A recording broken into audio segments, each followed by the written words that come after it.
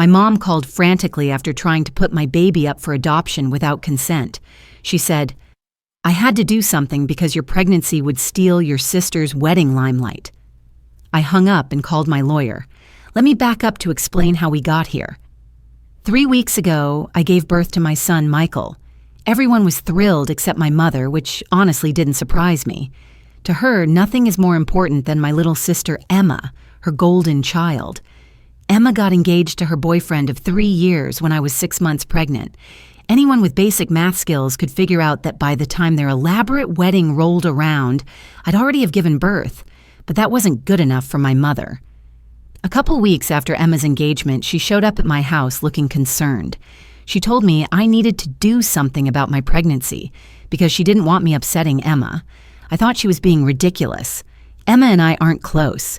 She's a spoiled brat who hasn't spoken to me since our father passed away 2 years ago.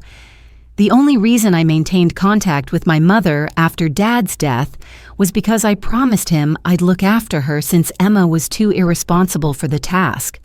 My mother explained that since I was giving birth the same year Emma was getting married, it would steal her limelight. She actually expected me to hide my pregnancy and baby from everyone.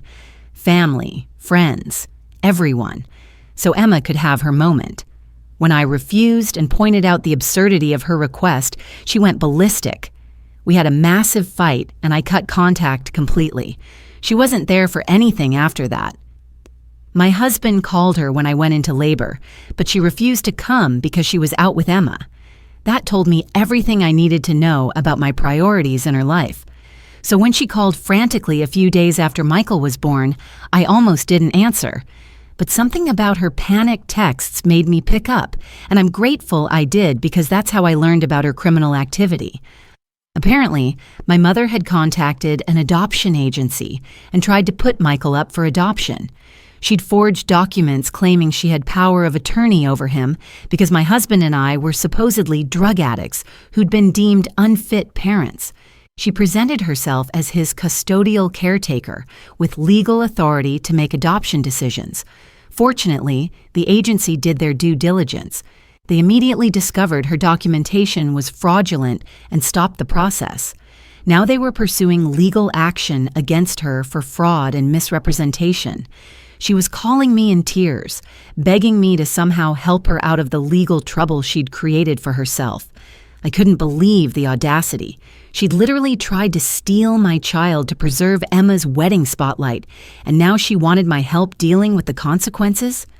I hung up without another word. Within hours, the adoption agency contacted me directly to explain the situation. After discussing it with my husband, we made a decision that felt both obvious and necessary. We were going to pursue our own legal action against her. There was no way she could attempt something this heinous and face no consequences from us. This is where my professional background became crucial. I work as a financial analyst for a major consulting firm, specializing in fraud detection and risk assessment. My husband is a senior project manager at a tech company. Between us, we pull in about $180,000 annually and have substantial savings. More importantly, I have extensive experience with legal documentation, financial investigations, and professional networks that most people don't have access to. My mother had no idea what she was dealing with. She saw me as the same compliant daughter who'd always prioritized family harmony over her own interests. She had no clue about my professional capabilities or the resources at my disposal. I immediately contacted 3 different attorneys, 2 from my professional network and 1 who specialized in family law and fraud cases. Within 48 hours, I had a comprehensive legal strategy mapped out. We weren't just filing a civil lawsuit, we were coordinating with the criminal prosecution to maximize consequences. The evidence was overwhelming. The adoption agency provided complete documentation of her fraudulent submission, including the forged court documents she'd created claiming we were unfit parents. She'd even fabricated a fake power of attorney document with official-looking seals and signatures. This wasn't a momentary lapse in judgment. It was premeditated fraud that required extensive planning and preparation. My attorney explained that she was facing potential felony charges for document fraud, identity theft, and attempted unlawful custody modification.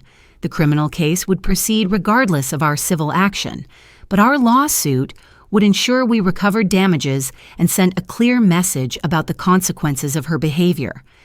I documented every expense I'd incurred supporting her since Dad's death. She'd been receiving $800 monthly from me to supplement her fixed income, plus I'd covered her car repairs, medical co-pays, and home maintenance costs. Over 2 years, I'd spent approximately $24,000 supporting her, while Emma contributed nothing. The irony was delicious. She'd tried to eliminate my son from the picture to protect Emma's wedding, but now her criminal behavior was going to be the family scandal that overshadowed everything else for years to come. My mother was placed under house arrest while awaiting trial. She began bombarding me with emails, alternating between apologies and manipulation. She'd remind me of the deathbed promise I'd made to Dad, trying to guilt me into dropping the lawsuit.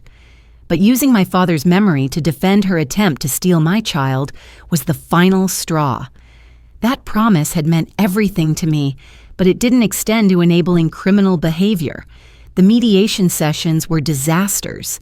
Every time we sat down with the lawyers, she'd become hysterical, screaming about how unfair everything was and how I was destroying the family. Her attorney finally advised her to let him handle all communication because her emotional outbursts were undermining any chance of a favorable settlement. My uncle called to plead her case, arguing that $24,000 was too much to demand from her and that I was being ungrateful after everything she'd done raising me.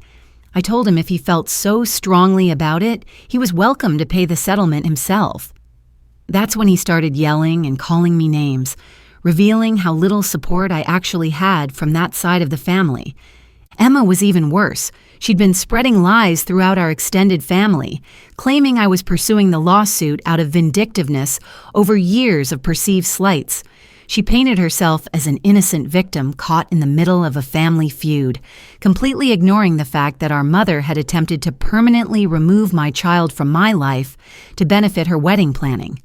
The extended family drama was exhausting, but I had advantages they didn't understand. Every conversation was documented. Every financial transaction had records. Every legal consultation was building toward an overwhelming case. My professional background had taught me to approach conflicts strategically rather than emotionally, and it was paying dividends. During one particularly tense family call, my cousin asked why I couldn't just let it go for the sake of family unity. I explained that attempting to fraudulently place someone's child for adoption wasn't a minor family squabble. It was a serious crime with lifelong consequences. If she'd succeeded, I might never have seen my son again. That seemed to sink in with some of the more reasonable relatives. 3 months after the initial incident, the legal proceedings intensified. The prosecution contacted me to testify in the criminal case. They'd built an airtight case around the forged documents and false statements she'd made to the adoption agency.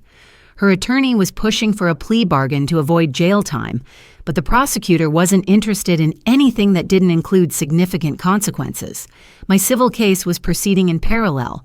We documented not just the financial support I'd provided, but also the emotional distress, legal fees, and potential damages from her actions. My attorney calculated that we could reasonably seek $35,000 in total damages, but I insisted on limiting it to exactly what I'd spent supporting her. $24,000. The strategy was working perfectly. She had enough assets to pay the settlement.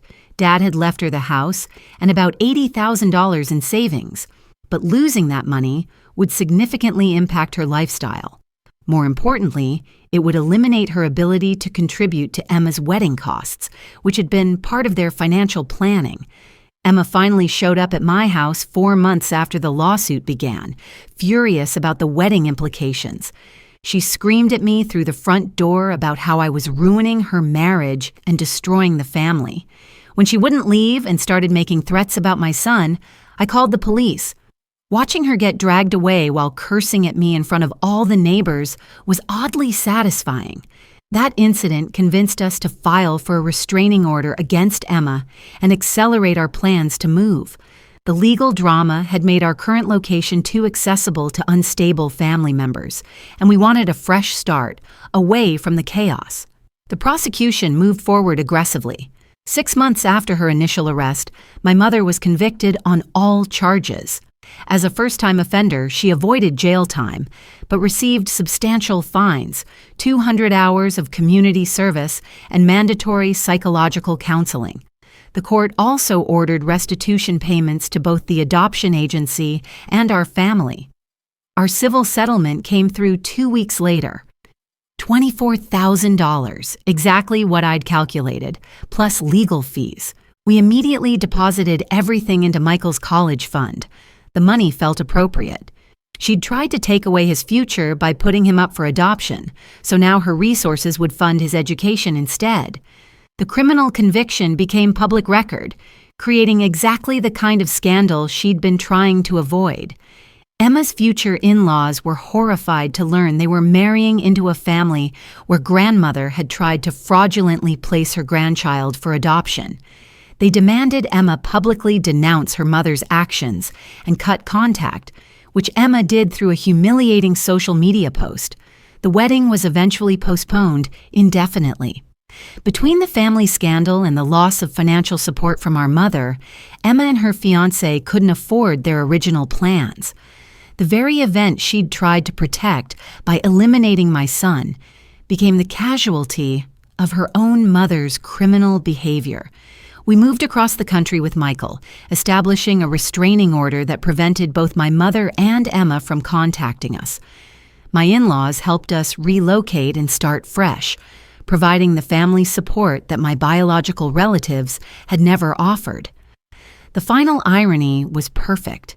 My mother had spent years prioritizing Emma over me, convinced that her golden child was the family's future, while I was just the reliable daughter who'd always be there to provide support. Her criminal attempt to protect Emma's spotlight not only failed completely, but destroyed the very relationship she'd been trying to preserve. Michael is now 8 months old, thriving in our new city, surrounded by people who actually value family bonds based on love rather than manipulation. My mother lost her primary income support, her relationship with both daughters, and her reputation in the community. Emma lost her wedding plans, her financial support, and her fiancé's family's respect. Meanwhile, my career has flourished in our new location. My marriage is stronger than ever, and I finally understand what healthy family relationships look like through my in-laws' example. Sometimes the best way to honor a deathbed promise to care for someone is to ensure they face consequences for behavior that would have horrified the person who made you promise in the first place. The legal victory was satisfying, but the real triumph was breaking free from a toxic family dynamic that had controlled my life for years. My son will grow up knowing his worth isn't determined by how much attention he takes away from other people, and that's worth more than any settlement could ever provide.